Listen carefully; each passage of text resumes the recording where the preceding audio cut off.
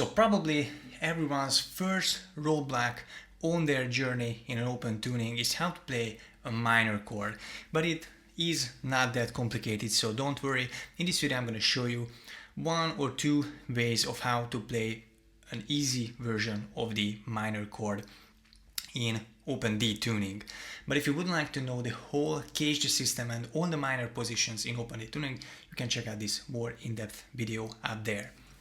So this problem of playing a minor chord in an open tuning usually arises from the fact that your usual open tunings like open D, and it's true for open G as well, is basically a major tuning. So you're actually tuning all your strings of your guitar to a major chord, a major D chord in this case. And what makes this a major chord is, in the case of open D, is the third string, because that is an F sharp, and F sharp is the major third of D.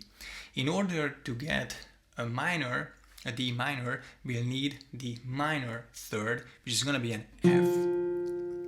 So obviously we cannot play F on an F sharp string, at least not in our open register. We can play one up here. So if you just fret the 11th fret of the 3rd fret, you can get a weird or hauntingly beautiful sounding D minor chord. You can play around with that, but an easier way is just to not play the 3rd string at all, which you can do by fretting an F note on the 4th string. So 3rd fret on your 4th D string, that's going to be an F. That is the minor third. And if you position your hand in a way that it blocks the 3rd string, you'll get an open D minor chord. But I mean, if you would like to play an open D minor chord, that's probably easier to just tune down your 3rd string to an F. That's a perfectly legit tuning open D minor. You can try playing around with that as well. But if you want to play other minor chords, because usually in the key of D major you can play pretty cool blues arrangements with just your 1, 4, 5, which are all major chords. But if you would like to add a 6th, for example, it sounds best if it's a minor. And this right here shows us a great way of playing a minor chord. So basically we are here at the 9th fret. If you're barring across all 6 frets with the slide, you get a B major. But if you take any of your fingers and fret the 3rd string behind 1 fret, or 1 fret lower than the slide, you'll get the minor.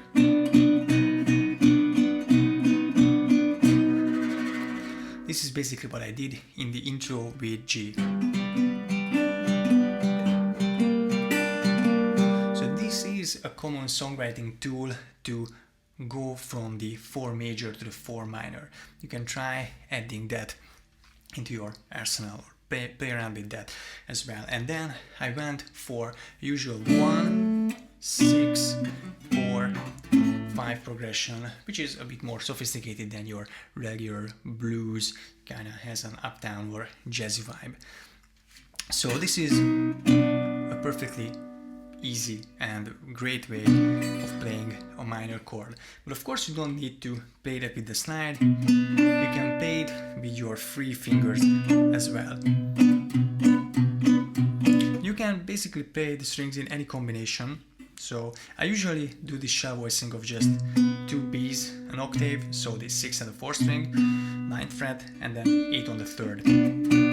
But depending on what you're doing, because for example if I'm backing up something, this would be great. But if I would like to play it more of a chord, solo chord, merely sort of solo, I would use maybe this shape or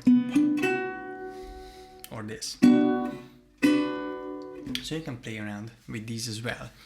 And the last thing I would like to talk about in this video is how to harmonize the major scale. So every step, every note, we're gonna build a chord from each note in the D major scale. And the reason for this is we're gonna get a lot of minors, and this is a great, I think, ending for this video.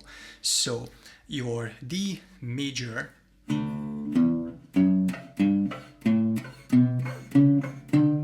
scale is this.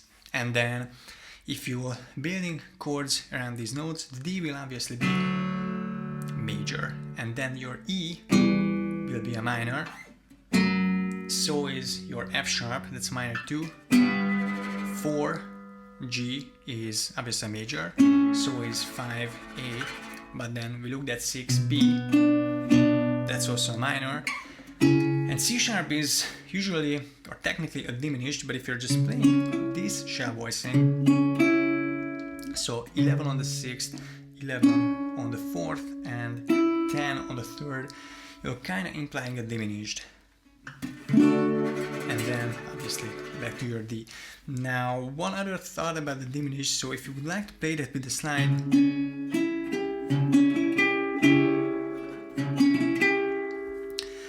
I'm not playing my 5th A string here on purpose, because to get a C sharp diminished chord, you need to lower, so you need to fret behind your slide, not just on the 3rd, but on the 2nd string as well. And the 2nd string is an A string, so what you do on that, you'll have to do the same on your 5th string, because that's also an A string. Now, I don't have enough fingers because I wear my bottleneck on my ring finger, so I'm just skipping, not playing the 5th string. And while you're at it, this shape could also be useful if you're going from a 4 to 4 sharp diminished, and either up to 5 or back to your root note. That's also something blues and jazz players do a lot.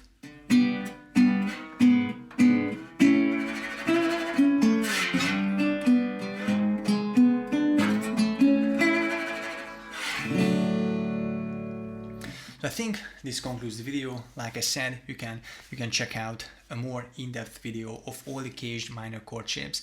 And if you would like to check out Summer Over the Rainbow, well, my arrangement of Summer Over the Rainbow in open D tuning that utilizes minor chords as well, it's I think it's a bit annoying if your strings aren't high enough, so it's hard to fret these.